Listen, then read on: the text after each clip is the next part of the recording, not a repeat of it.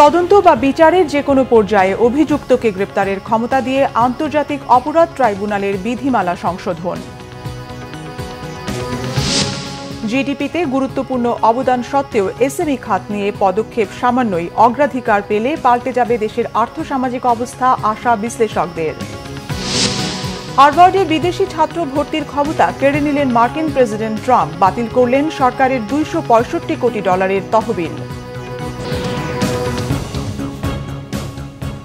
দেখছিলেন crown cement সংবাদ শিরোনাম।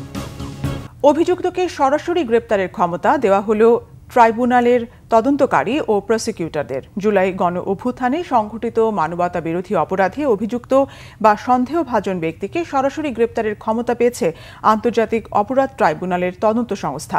মামলার তদন্ত বা বিচারের যে কোনো পর্যায়ে অভিযুক্তকে গ্রেপ্তারের এই ক্ষমতা দিয়ে কার্যপ্রণালী বিধিমালা সংশোধন করেছে ট্রাইব্যুনাল।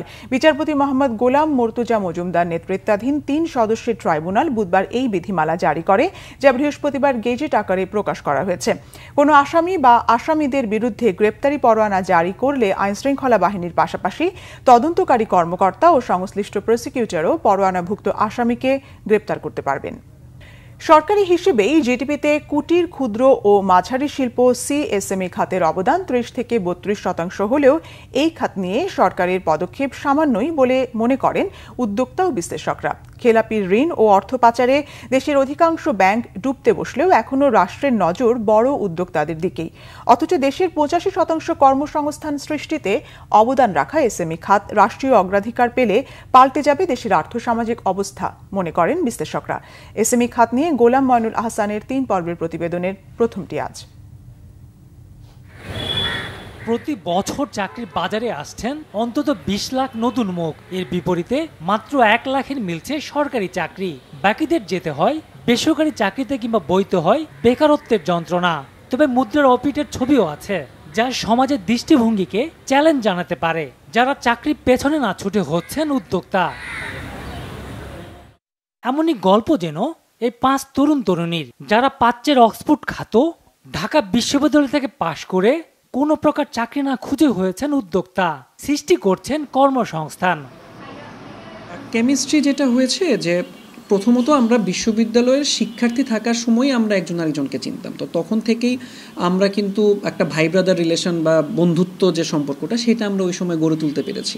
আর মজার বিষয় হচ্ছে আমাদের যেই 5 জন আমরা কেউই ব্যাচমেট না। তো ব্যবসায় যে জিনিসটা বা যে কোনো সম্পর্কে যে জিনিসটা সবচেয়ে গুরুত্বপূর্ণ সেটা হচ্ছে রেসপেক্ট। লাইফটা ওই জায়গাতে যে আমি এখানে শুধু আমার জন্য না, আমি সমাজের অনেকগুলো মানুষের জন্য কর্মসংস্থান এবং তাদের পরিবারের জীবনটা আমি আসলে সুন্দর করতে পারি। সো এই কারণে এই ব্যবসার দিকে ছোটবেলা থেকেই একটা স্বপ্ন ছিল যে আমিও এরকম বিজনেসে আসবো, কর্মসংস্থান তৈরি করব। যেহেতু ভাইয়াদের সাথে একটা বন্ডিং আছেই, সো তখন আমি চিন্তা করলাম যে আচ্ছা ঠিক আছে, এই রিস্কটা নেই, যে আমি আসি দেখি যে কতটুকু কি করা যায়। তো আসলে এভাবেই ব্যবসায় ভাইয়াদের সাথে ইনভলভ হওয়া, যে ডিসিশনটা আমাদের সবার মিলে মনে হচ্ছে যে বেস্ট, আমরা সেই ডিসিশনটাই নিচ্ছি। 2019 সালে শুরু উদ্যোগের কলেবর দিন দিন বাড়ছে, জানান তাদের স্বপ্নের কথা। এখন যেমন আইকিয়াকে বলা হয় হচ্ছে ফার্নিচারের সবচেয়ে বড় ব্র্যান্ড, ইনফরমেশন টেকনোলজিতে ধরেন অ্যাপেল। আমি চাই হোম ডেকোর এবং সুভিনির ব্র্যান্ডে হাতবাক্স পুরো ওয়ার্ল্ডে একসময় লিড করবে।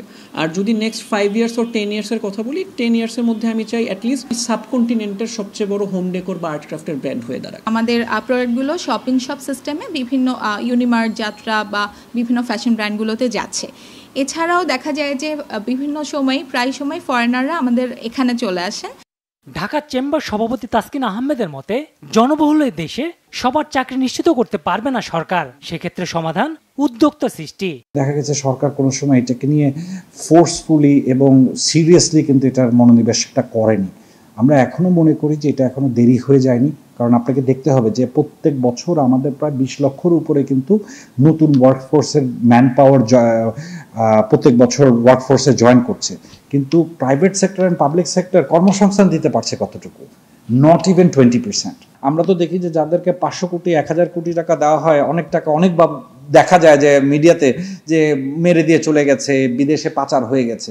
কিন্তু আপনি যদি ব্যাংকরা অ্যানালাইসিস করে ছোট ছোট উদ্যোক্তাদের যে ফান্ডিং করেন, ওদের ল্যাপসেস বা ওদের ফেইলিংটার কিন্তু পার্সেন্টেজ অনেক কম পাবেন।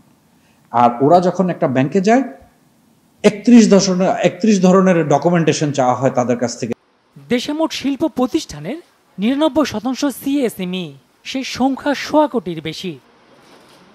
গোলাম মনিরুল হাসান, বাংলা ভিশন, ঢাকা।